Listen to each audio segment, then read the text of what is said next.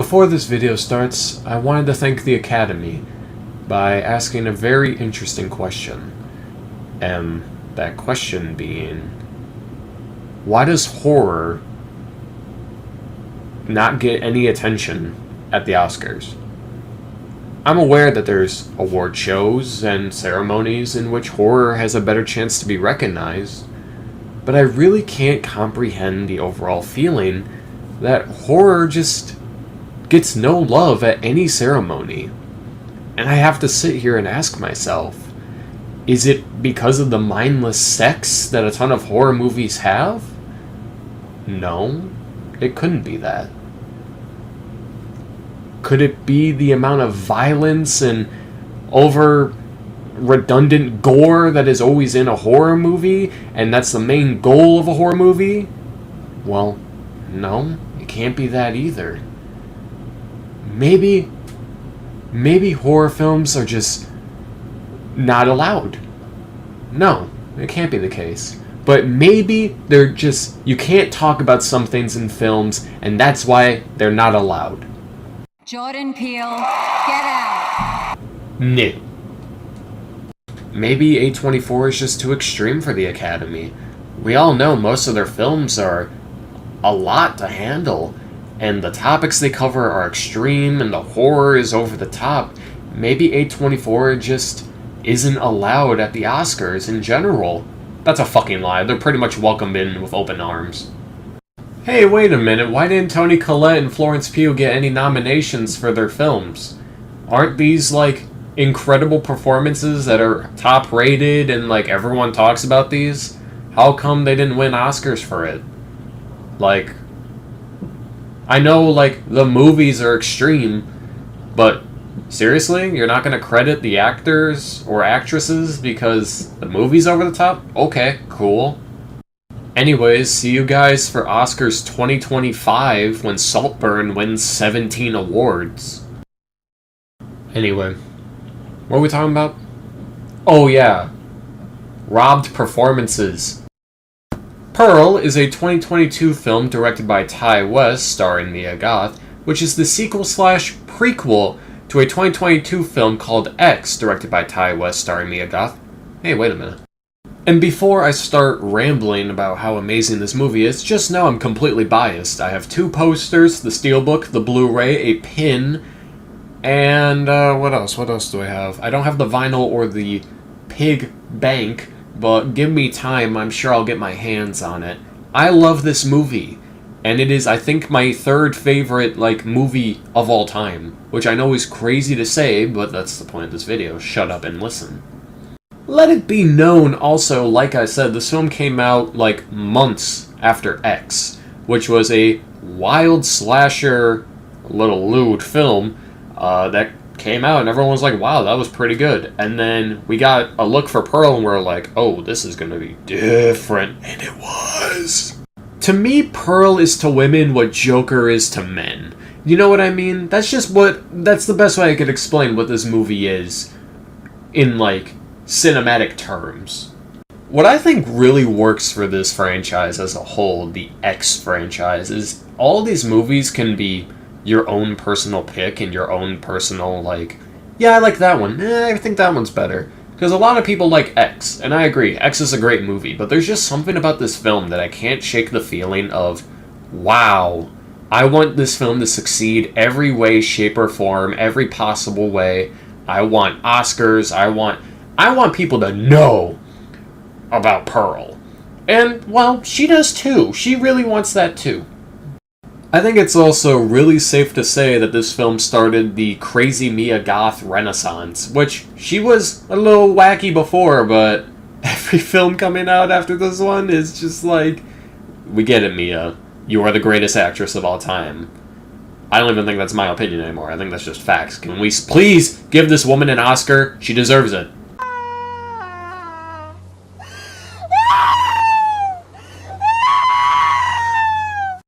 I think this horror movie hits the notes that all horror movies should. It has the fear, the uncomfortability, the tension, the suspense. There's even some gore in there. There's some old-fashioned James Anthony's kills. There's even some lewd acts and sexual content. What's more to love? It's a literal bar-for-bar horror movie. But this film is also weirdly so much more than that. I feel like they handled what's wrong with this chick very well. And that sounds horrible, but this film tackles mental health in such a way that I feel like films are just too afraid to, you know? Like, I feel like this film does a really good job at explaining, like, this girl's unwell. She doesn't like the life she has. And she's gonna do everything she can to make her life better, whatever it takes. And I'm sure a lot of people can relate to that. Not the extreme she goes, me personally, don't catch me around any scarecrows. But, like, this film does a really good job at explaining, like, no, she's not in the right, but you feel bad for her. Like, she in a lot of ways is like the villain. She's casted as a villain, but you feel tremendously horrible for her. There's more than two, but there are two scenes that stand out to me personally on why this movie is, one, a quote masterpiece, and two, why Mia Goth deserves every bit of credit in general. The monologue and the credits. Pearl's monologue is over 8 minutes of dialogue of just straight Mia Goth on the camera rambling about how horrible her life is, how much misery she's in, how much pain and suffering her life brings her, and how she just doesn't want to exist anymore. And how you find out that she had a baby, but it was a miscarriage, and how horrible she felt for having losing a child, but how good it felt to have that feeling inside of her. And the credits is like a 4-minute long take of her just breaking her face smiling. Can't really show it here because you'll never get to see this video, but we all know what I'm talking about. I also think the references between the two films are crazy. I know the films are shot back to back, which gives it a lot more leeway to have really good connections, but Pearl meets a bohemian projectionist, and we find out what Howard hates in X. Last bohemian that stayed here was the same. Traipsing around, barely in her clothes, enticing my wife. Don't worry, bro. She took care of it. Or what about in X when Blondie dies, Pearl says, I hate blondes. I wonder why. You guys get everything you want.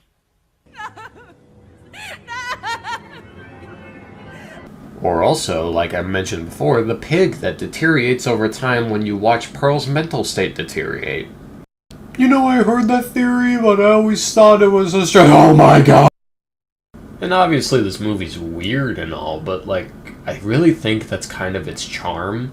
This film doesn't really have any barriers holding it. It really is just like, yeah, what was the world like in 1917 with a mentally ill girl? I don't know, we'll figure it out. But as stated before, I truly feel bad for her. Everything she does in this movie really feels like it came from the best intention, and that's what she thinks is right. She does what she thinks she's meant to do. She does questionable things, but in her mind, that's what it's meant to represent, That's her intention, that's her goal, that's her passion. She's a star, and she's gonna make sure everybody knows it. And yeah, that's how the world works. We can't comprehend the inner workings of our brain, but we can only understand what the brain wants and what our true intentions are. To others, it may look like a pile of dicks, but to you have the best intentions. You're a great person. You're one of a kind. You are a star. And when that gets blown up in your face, you find out that your intentions aren't always great. You're not a star. Other people have different opinions and different viewpoints. And I really think this film tackles that well. And I know you're giving this film too much credit. I'm not. Like, I actually am so biased by this movie that I want you to tell me below in the comments, like, major things that this movie does that you're like, I don't get that, I think that's stupid, that's a plot point.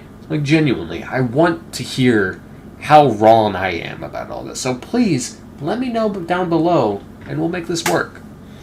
Beside me, I have a list of plot points that I'm actually going to answer that would maybe better understand why I think this movie's a masterpiece, alright? Here we go. The number one thing being, why did Pearl marry Howard? Well, I think that showing Howard in X would kind of need to further prove that Howard existed in this time period, and also all the lines dedicating Howard as an ex-Marine. You know, he was out there. He was a soldier during the war. And this film takes place during World War I, further adding to that. Also, he doesn't need to play an essential point in this movie. This movie's called Pearl, not Howard. Why did Pearl bring the projectionist home? Well, knowing Pearl, she thought she was going to Europe because that's what he promised her. So she brought him home so she could pack up her things, get ready for the show, and show her dad, like, this is my new man, we're moving away, we're going far, far away. Then she started scaring him, hence why he tried to leave and she killed him.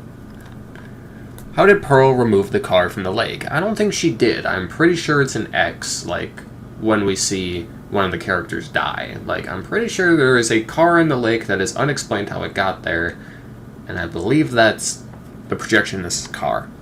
Why did Pearl betray Theta? Pearl is psychotic. She has moments in the film where she talks about, like I said, her miscarriage, so she grabbed one of the eggs and crushed it, maybe for an eye scenario. I don't know why she does it, it's just Pearl's psychotic. There's no reason on why Pearl needs to destroy an egg. Why didn't Ruth see the gator? Well, Ruth did. I'm 100% sure the co-owner of this house would know she has gators running amok her yard. Also, she stops Pearl from nearly feeding her father to the gator. So, they are aware. Did Mitzi manipulate Pearl? No! Mitzi is dunce.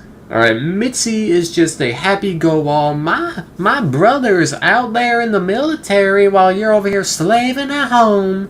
Well, anyway, why don't you come to this thing? Mitzi had no idea Pearl was going to fail it. In fact, Mitzi can't watch Pearl do her dance, so she wouldn't know how Pearl did.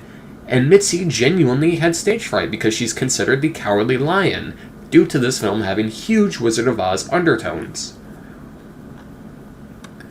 Why didn't Mitzi flee on her bike? Because she was being chased by a murderer. You usually don't think well in those situations. That's why you see in tons of horror movies people dropping their keys when they're trying to open their doors. Why leave corpses at the dinner table, and why did Howard stay with Pearl? They're psychotic. In X, we learn that both of them aren't all there, and Pearl, you know, she was setting dinner. And she loves her parents too much to just, like, leave them for dry. She's psychotic, but she loves them, you know?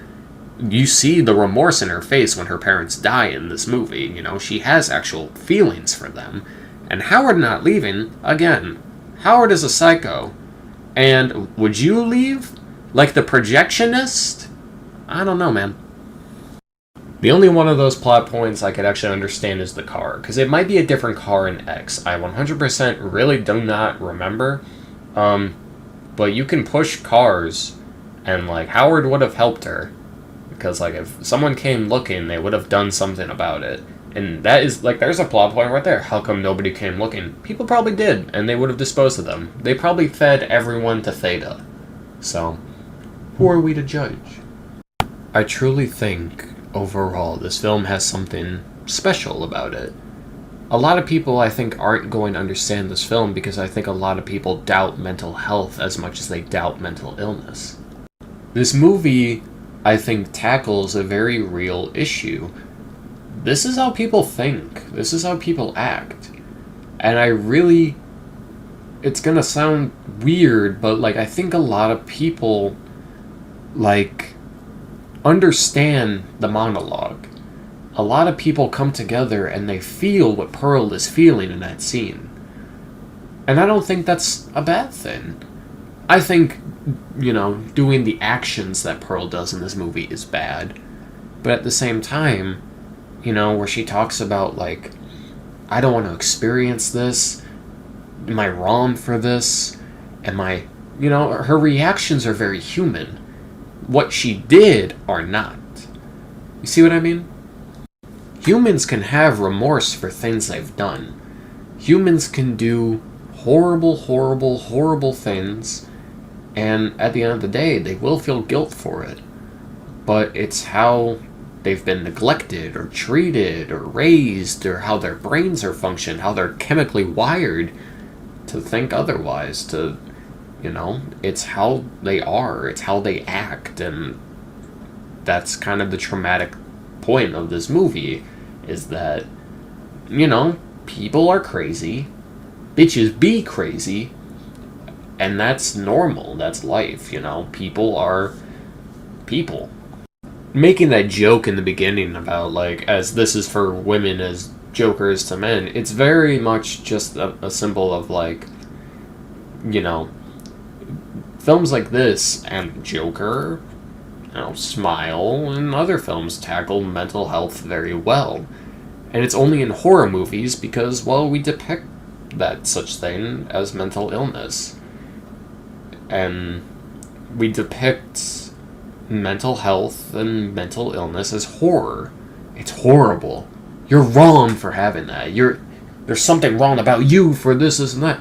And though the actions of whatever the people do, whatever Joker does in his movie, or Pearl does in her movie, or the characters of Smile make this decision while dealing with that one, that's all based around, primal nature,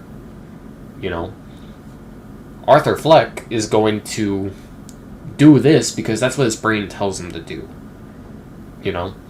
Pearl is going to do this because that's what she feels like she has to do. And then the characters in Smile do these things because they have no other choice. And Smile is literally life or death. In the two respective films that I'm referring to, Pearl and Joker, they kind of just... that's what they think is right. Where Joker, Arthur Fleck fantasizes and tricks the world with his ideals, and he tricks us, the audience, into thinking that one day he'll be a star and one day he'll rule the world and finally achieve his dreams. Pearl is no different. They both want an out. They both want a way to escape. They both want to be happy. All their lives, they thought their lives were a tragedy, then they found out it was a comedy, yada yada yada. That's the point. And I feel like this is just the one horror movie that comes to mind that I think does the discussion well.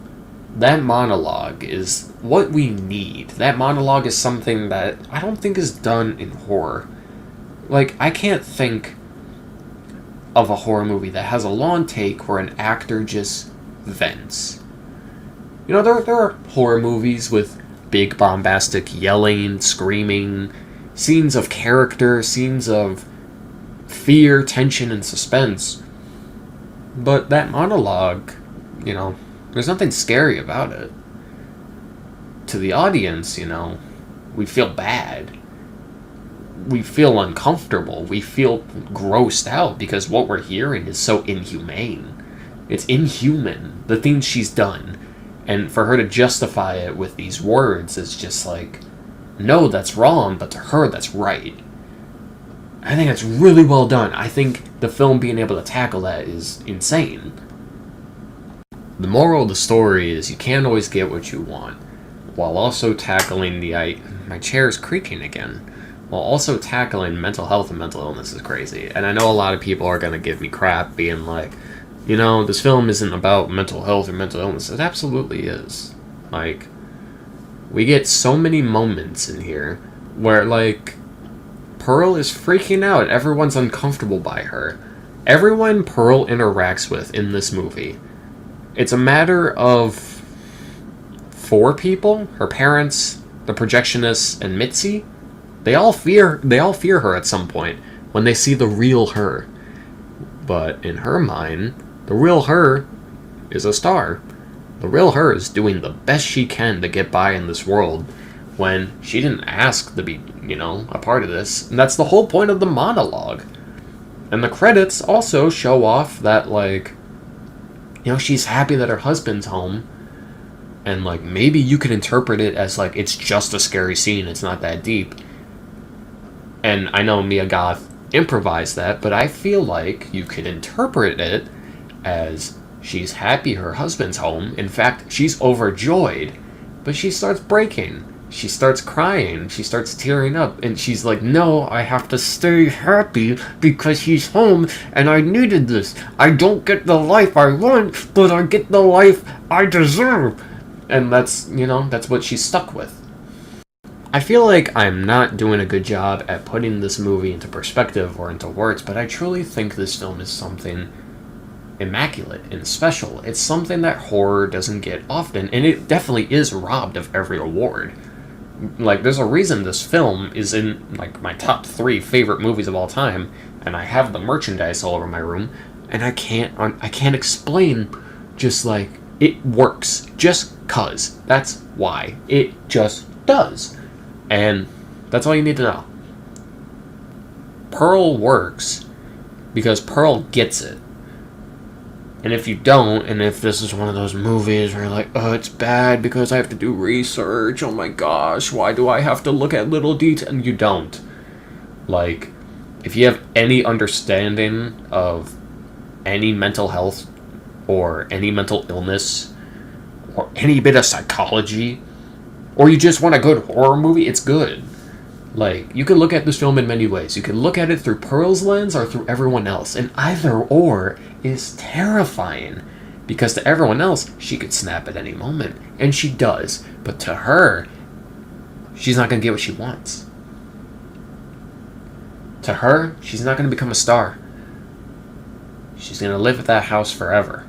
She's going to be stuck there. And she's never going to get her dreams. The life she fights for will never happen. To others, when is she gonna snap?